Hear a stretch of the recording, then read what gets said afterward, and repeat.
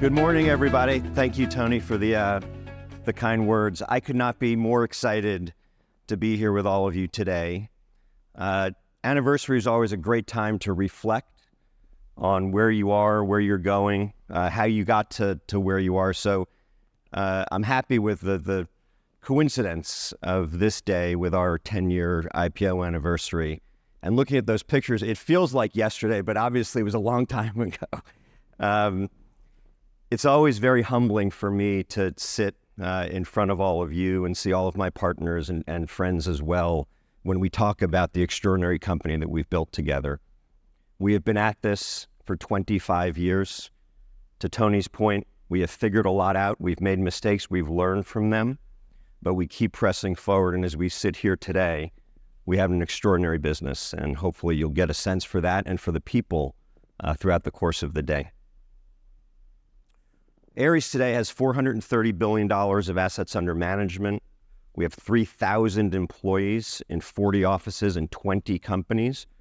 We're a truly global platform, and you will see that as we describe each of our businesses, and we have room to continue that global expansion. But what sets us apart is that from day one of the founding of the firm, we have been focused on the middle market. We understand the value of being local. We understand the value of building entrenched relationship networks in those markets. We understand the cultural nuances and sensitivities of operating in these markets. But we marry that with a global perspective, a global scale, a global relationship network. Very rare to see a company that can run at that scale with that global perspective, but stay true to its roots. So that scale benefit, we're going to highlight a lot today and talk about. What it also allows us to do is to have foresight into where we think the markets are going. How is capital flowing globally? Learn from what we see in a more mature market and export it into a less mature market. But that foresight is always married with local market insight. Take what we see globally and apply it into these local markets. And by doing that, we're able to create new product families and new growth engines. We've done that consistently since we started the firm. Part of that is diversifying our strategies, and you can see how our growth is not just accelerating, but it's diversifying at the same time. This diversification obviously smooths our growth. It gives us higher confidence in the trajectory of that growth, and it allows us to open up new markets. You can see as we're getting larger, that growth is accelerating as we diversify, having grown our AUM over 20% in the last 5 years. Importantly, we have engines for growth that are following behind this, setting us up for the future, and that's reflected here in the number of fund families that we have on the platform in excess of $1 billion. So if you go back to 2014 at the IPO, we had 10 funds on the platform at $1 billion that were poised to scale. That number has tripled to 32 and continues to grow. Importantly, if you view that through another lens over the last 5 years, we are not being driven by one business at this firm. All of our strategies are growing. Everyone is pulling their weight, and you can see how broad-based the growth engine here is. Some of our newer businesses, like Secondaries, that have actually grown a little bit below trend, as you'll hear today, are coiled for growth into the future. So how do we do this? What's the playbook? When we talk about the business in the halls of Ares, we try to keep it very simple. There's a flywheel that we need to create. We need to be best in class at raising capital. To Tony's point about the value of consistent performance, we need to be best in class at investing capital. And then everything we do on the non-investment side needs to be best in class as well. How do we support our client relationships? How do we support our growth? How do we drive margin efficiency? So that flywheel ultimately is what sustains our growth. And as we invest in that flywheel, to Greg's point, we want to be sure that we're not just growing for growth's sake, but that we're growing with a view that size is a huge benefit to our performance. And we want to focus on high quality growth, high fee, high margin, scalable growth. We're not chasing AUM numbers. We're chasing high quality FRE. When we think about our journey to get here and the competitive advantages that scale has given us, I break it down into three simple buckets. One is origination. This idea that we have built an origination engine across asset classes in local markets differentiates us. The binding constraint to growth in our markets over time will be the ability to source unique assets for our clients and to be more relevant to more people in more markets than anybody else. So when you look at our footprint in terms of the number of people and the capabilities we have a very significant head start, and we keep investing in that competitive advantage of origination. And what origination also allows us to do is to be extremely selective in what we ultimately invest in, which drives performance. And you'll see, again, not coincidentally, that each of our businesses tends to invest in close to 5% of what they see in any given market, saying no 95% of the time. Saying no 95% of the time. So when you're seeing more flow and you're saying yes to only 5%, hopefully that risk filter improves over time and it shows up in performance, which it has. Two, we need to marry that origination capability with scale of capital and flexibility of capital. Both are critical. You can't just be large and you can't just be nimble. You need to be nimble at scale. And the reason is it improves your origination. We need to be more relevant in our markets. If a good company or a good asset finds its way to Ares, we need to get it on the platform and we need to keep it here. And the way we do that is to broaden out our capability set and the type of capital that we manage. And then lastly, we need to harness, as Tony said, the power of the platform. We need to look across the investment portfolios, the deals we see, the deals we do and don't do, and leverage that insight into the way that we invest money and the way that we manage our portfolios. And to put that in perspective, we currently have about 4,500 middle market investments on the platform. There's only 2,500 traded companies on the New York Stock Exchange with a heavy concentration in the top 10. Think about that in terms of the insight that we get into local economies, local markets, industries, capital flows that we're then able to leverage into the business on an ongoing basis, putting aside the 95% of deals that we say no to that also inform the decisions that we're making. So when we get this flywheel moving, again, we're going to get quality growth, we're going to get consistent growth, and we're going to get economies of scale. And you can see that showing up in the financials. Since 2018, over the last 5 years, we've grown our capital raising by a compound annual growth rate of 16%. The investments we're making in origination are keeping pace. We've increased our deployment at 16%. But here's where it gets exciting. When you look at the leverage in the system, we've been able to grow our realized income 25% and our FRE 35%. And that performance is beginning to accumulate in our net accrued performance income balance, which is similarly up 30%. So when you put all of that into the mix, what comes out is a highly reliable return on Ares Management stock. We've generated a 52% compound annual growth rate in total stock return over the last 5 years. Juxtapose that against the S&P 500, which generated 17%, so 3x the S&P over the last 5 years, and a 14% return for the financials index. So I think the market is similarly recognizing the value of the system that we've created. Try to make it simple, but it's not easy. And it's not just about investing in the architecture of the firm. It's about investing in your people. I liked it when Greg said that we're genuinely nice people. And that sounds so simple, but how do you build a culture that scales with the business? How do you create a culture where your employees and your partners think about shared success and shared prosperity in a way that others don't, so that you can actually harness these synergies in deal flow, origination, and information? And we spend as much time investing in and building our culture than anything else at this firm. And one of the things I love most about these types of days is you all get to see that. You get to see the depth of our team, you get to see the quality of the people, and you get to see the quality of the relationships that exist here. And one of the reasons the relationships are so high quality is we've been doing this together for a really long time. My business partners are my best friends. We have built a company together over 30 years that is highly differentiated. The values that got us here, as Tony mentioned, are the same values that drive us into the future, and our culture and our values permeate the fabric of this place, and it gets passed down from generation to generation. And you can see here, our EMC has an average tenure at the firm of close to 20 years. Our senior-most professionals have been with a firm close to 10 years. We have very low turnover. That fundamentally ensures that the culture that got us here will continue to thrive and take us forward.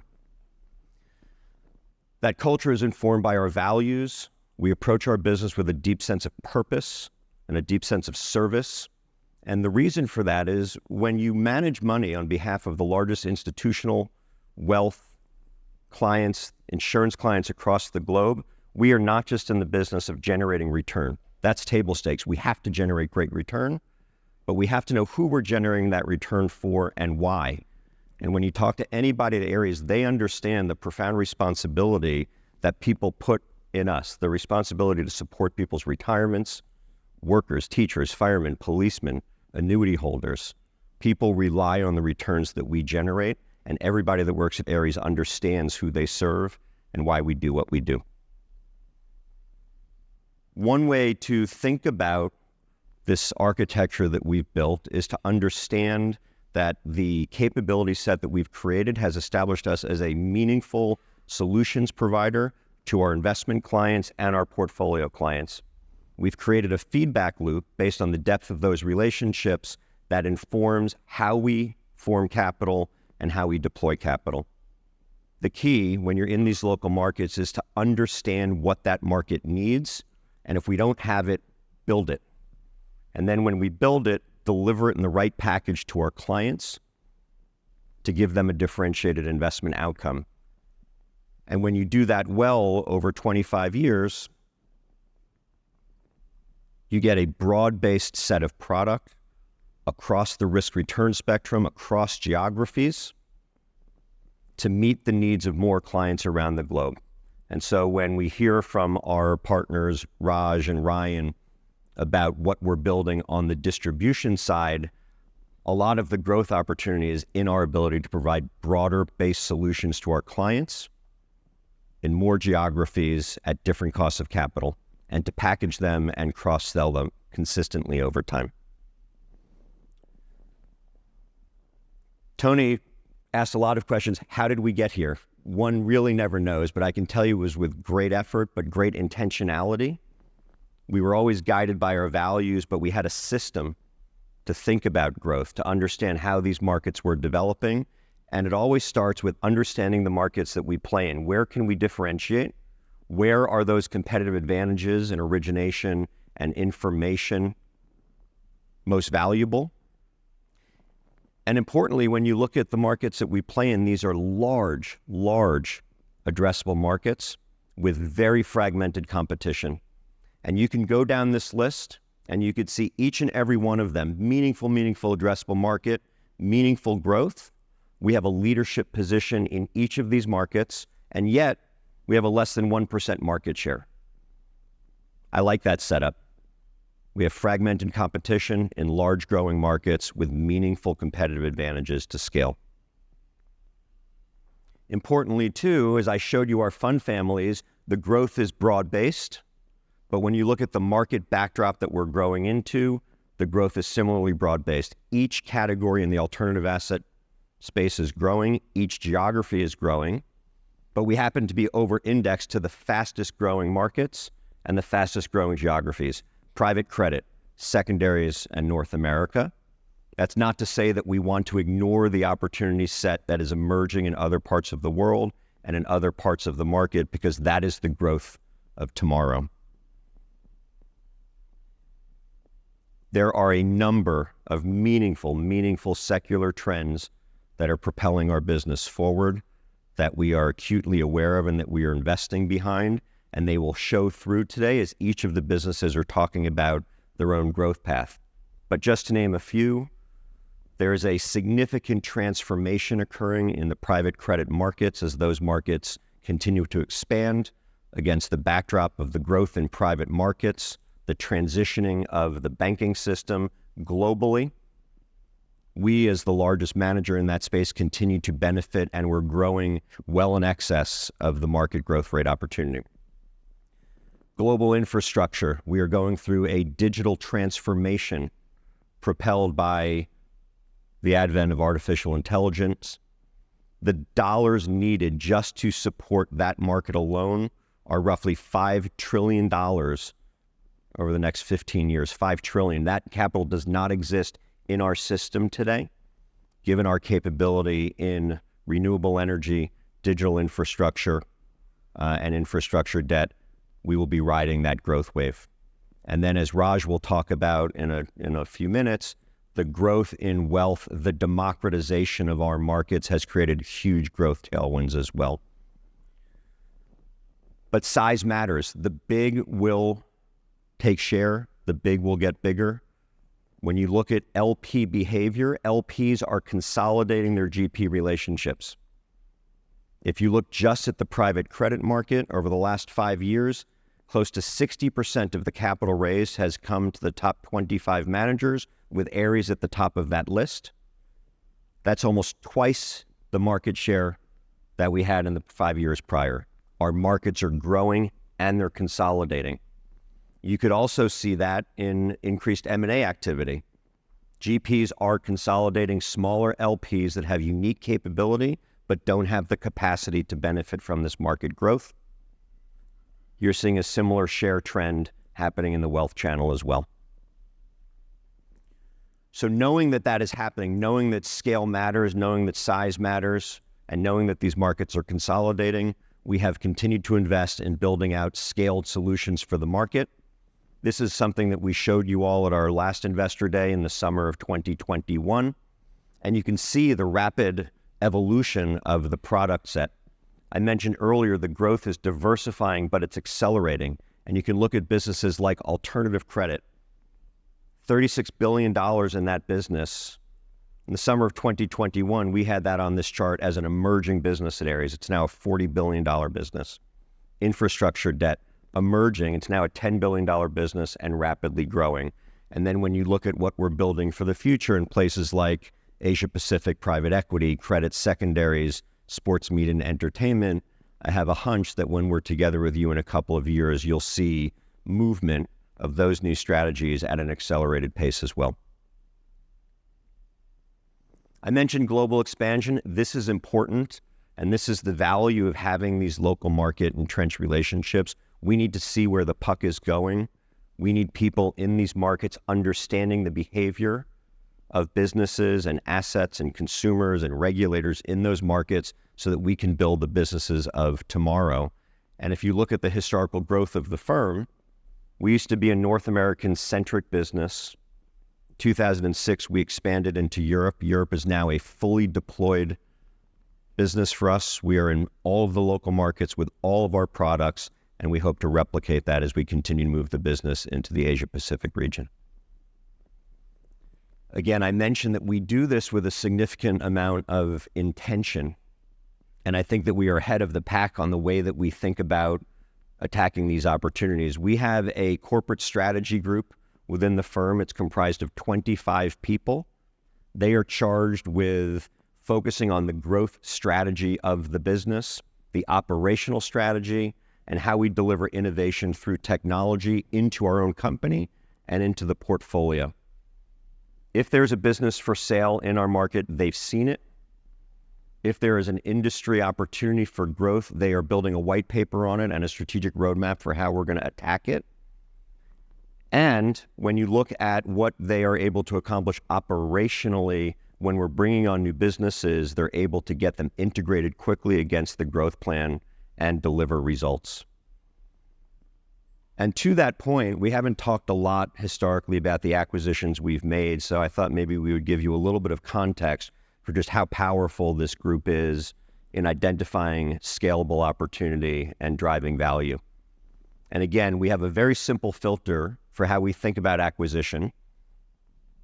We want it to be culturally accretive, we want it to be financially accretive, and we want it to be strategically accretive. We want to take good businesses and make them great.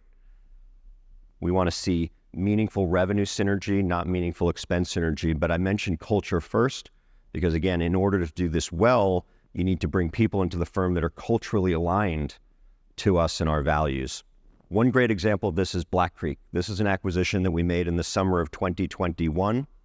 Market-leading industrial real estate manager with a fairly narrow but exciting family of non-traded REITs. We acquired this company for $725 million, 40% cash, 60% stock. And when you look at that in terms of an FRE multiple in 2022, 5.5 times. Financially accretive, clearly. But when you look at what we've been able to do with the business in the short time that we've owned it, we've been able to grow FRE at a compound annual growth rate of 35%. We took it from 56 million to 107 million. And when you look at the AUM and wealth, we were able to take that capability, pull it up to the top of the house, and you can see that we've exploded the growth in the wealth channel by 50% in the last 3 years. Similarly, if you look at Landmark Partners, we identified a transformation occurring in the secondaries market, a shift from LP-led to GP-led, and a shift away from private equity to a broader collection of alternative strategies.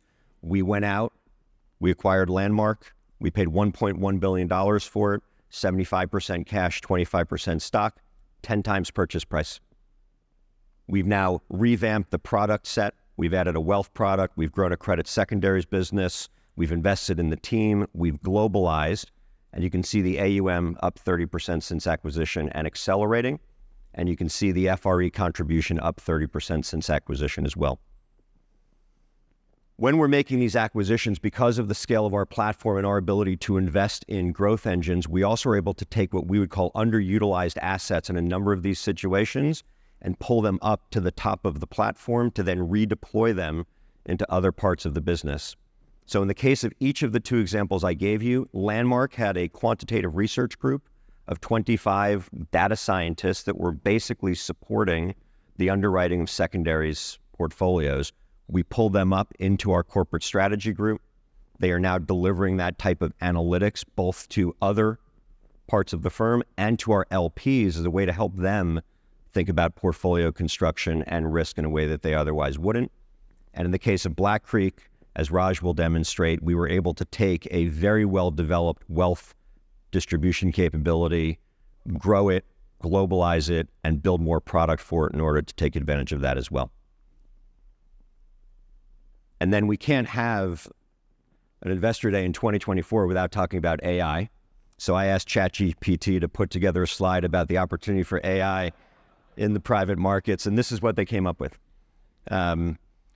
But in all seriousness, about being forward-looking, our corporate strategy team went out and said, we're not going to be able to do this alone. We need to go out and acquire capability and experience to drive innovation into the business in a way that is required to support future growth. We recently closed on the acquisition of a venture AI firm called Bootstrap Labs. We've brought a dozen technologists onto the platform at the top of the house, again, to deploy into the investment portfolios to enhance margin and create efficiency. We've unleashed them into the business to help drive efficiencies in the investment process, look for ways to harness our data to make better investment decisions. And we're unleashing them on the business operations side of the house as well to help us figure out ways to scale our margin to support our future growth. And then lastly, as I said, we have a plan. We are thinking about where the puck is going and where new markets will open to us. Things we're focused on is the continued growth in insurance, which Dave Riley and Lou Hensley will talk about a little bit later. We continue to think about how to grow in the APAC region with a focus on real estate. And we continue to think about how to scale up in infrastructure with a particular focus on the digital revolution that's occurring. And so if we do all of that, if we build this flywheel and we invest in our people and we bring new capability, we should see that consistent, repeatable performance that Tony talked about, which at the end of the day is the lifeblood of this company, consistent outperformance. And you'll see this throughout the course of the day, so I won't dwell on this, but each of our strategies over decades continues to deliver performance to our investors that has them coming back, growing with us, trying new things, and building enduring relationships, which is key to the future growth. So where are we going from here? I mentioned we're going to continue to globalize and broaden out the product set. We will continue to build capability organically and inorganically.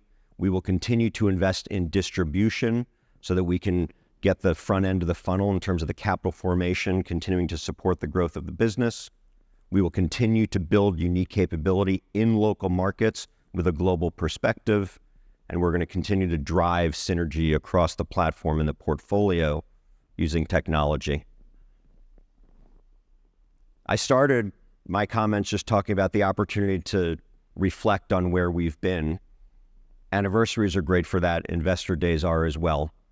And in August of 2021, we sat before all of you and put out what we thought were pretty robust growth assumptions for this platform. We told you that we were going to target $500 billion of AUM by the end of 2025. That was an implied growth rate of 17%. We've grown at 20, and I think everybody can see that we're well on pace to hit the 500. We told you that we were going to grow our FRE by 20% plus. We've grown it at 33%. We told you that we were going to grow our dividend 20% plus. We've grown it at 26%. So when we look at the next 5 years, and Jared will drill down into how we get there, not from just a strategic perspective, but a financial perspective, it is our expectation that by the end of 2028, over the next 5 years, we'll land at $750 billion plus of AUM. And again, quality AUM. We want to raise AUM that is durable, long duration, high fee, high margin. And that excludes acquisition. 2, we expect that we're going to be growing our RI 20 to 25%, and our dividend will follow at a 20% plus growth rate, landing us at roughly $766 per share at the end of 2028.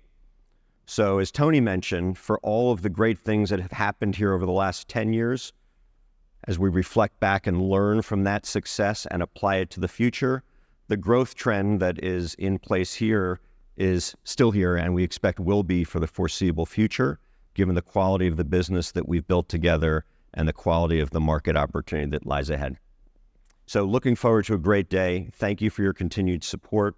I'm grateful that you're spending as much time with us. And with that, it's my pleasure and honor to call up my friend and partner, Jared Phillips, to dive into the financials. Thank you.